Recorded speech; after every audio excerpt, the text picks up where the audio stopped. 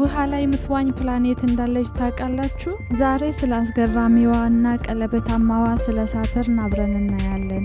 ሳተርን ከምድር 9 እጥፍ ግዙፍ ብትሆንም ክብደቷ ግን በጣም ቀላል ነው። የሳተርን ዴንሲቲ ከውሃ ያንሳል። ይሄ ማለት ሳተርንን የምታክል ትልቅ የውሃ ገንዳ ቢኖር እንኳን ሳተርን አትሰምጥም።